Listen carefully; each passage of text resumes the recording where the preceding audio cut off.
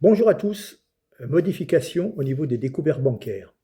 À partir de novembre 2026, obtenir un découvert bancaire nécessitera la même rigueur qu'une demande de crédit classique. Et donc cette réforme peut certainement inquiéter des millions de Français au budget quand même relativement serré. Il faut savoir que 22% des Français basculent dans le rouge tous les mois et presque généralement à partir du 16.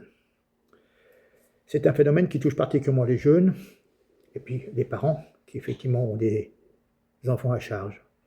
Euh, ce, ce découvert, c'était quelque part un espèce de filet de sécurité assez vital pour boucler les fins de mois. Et cela va connaître une mutation profonde. Pourquoi? Parce qu'il y a une directive européenne que la France doit appliquer comme d'habitude. Aujourd'hui, le découvert est accordé avec des règles souples et souvent peu contraignantes.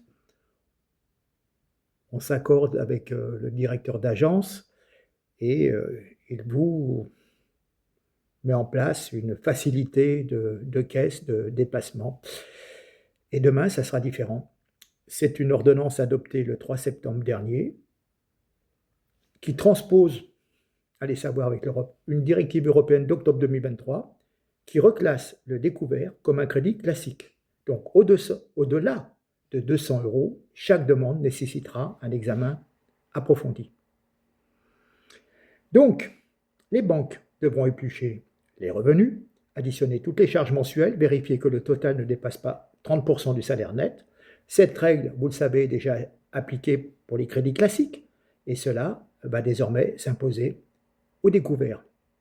Concrètement, une personne qui gagne 2 000 euros net par mois ne devra pas avoir plus de 600 euros de charges fixes, loyer, crédit en cours, facture, pour espérer obtenir un découvert.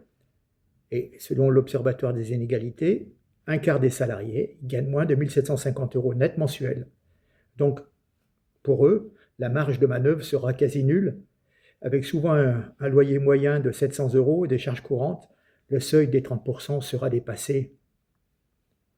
C'est un fait, avant même d'envisager un quelconque découvert. Donc, on va priver de découvert autorisé une bonne partie des ménages modestes. Mais pour ces gens, ce n'est pas vraiment un choix. Souvent, c'est juste que les revenus sont inférieurs aux charges et que ce découvert fait un espèce de tampon. Alors évidemment, les ménages aisés, ce n'est pas un problème, ils passeront ce filtre sans encombre.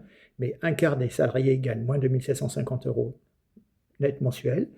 Et donc, ce découvert représente souvent une espèce d'amortisseur entre deux payes. Et suivant aussi quand tombent les factures EDF, le gaz, etc., etc. Et bon, parfois ça aide. Et donc, la Banque de France défend cette réforme au nom de la lutte contre le surendettement qui a touché quand même 135 000 foyers en 2024. La seule bonne nouvelle, c'est que les découverts déjà en place resteront théoriquement valables. Les nouvelles règles ne concerneront que les autorisations accordées après le 20 novembre 2026. Donc, si vous savez que à la rentrée prochaine, vous êtes étudiant, vous allez prendre un appartement plus grand, que les charges vont être un peu plus élevées, les loyers, etc., essayez déjà de négocier avant cette date fatidique, si on peut dire, pour avoir un découvert aux anciennes conditions. Alors, certes, les découverts qu'on a actuellement sont souvent faits à des taux de 13, 14, 15%. Si on joue sur un crédit classique, on est en dessous. Mais encore faut-il l'obtenir. Il y aura toujours cette barrière de 30% du revenu net et je pense que ça va poser beaucoup de problèmes. Quand on voit déjà que certaines familles, en travaillant, gagnant 1 500 euros par mois, ne trouvent pas de logement et en sont réduits à dormir dans leur voiture, comment vont faire tous ces gens pour continuer de payer leur loyer et leurs charges? Je ne sais pas. C'est très très très très compliqué. On en reparle dans un an. En attendant, faites passer l'information, que les gens puissent éventuellement essayer d'anticiper, ou ne s'engagent pas dans d'autres crédits de voitures, de renouvellement de voitures, et se retrouvent complètement coincés à partir du mois de novembre. Voilà. Merci. J'attends vos commentaires, vos appréciations. Partagez, s'il vous plaît. Merci. Au revoir. C'est une révolution qui attend les Français en vertu d'une directive européenne qui s'appliquera en France à compter du 20 novembre 2026. L'accès aux découverts bancaires va se durcir. Bonsoir Barthélémy Philippe. Bonsoir Pierre, bonsoir à tous. Les millions de Français qui utilisent le découvert pour finir tout simplement le mois n'y auront plus accès de façon automatique. Oui, c'est un changement inquiétant pour les 22% de Français qui sont à découvert tous les mois pour continuer à faire leurs courses ou à rembourser leurs prêts quand le compte bancaire affiche 0. Ils devront solliciter leur banque afin que celle-ci autorise le découvert.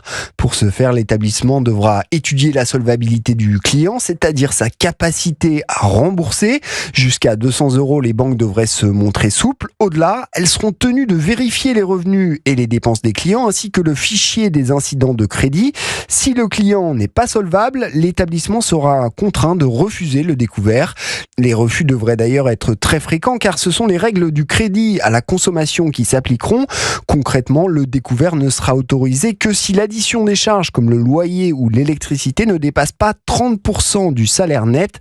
Un paradoxe car dans ces conditions, l'écrasante majorité des Français modestes n'auront plus accès au découvert. Heureusement, les anciennes autorisations de découvert ne seront pas concernées par les nouvelles règles qui viseront seulement les comptes ouverts à compter du 20 novembre 2026. Merci Barthélémy Philippe du service économie d'Europe.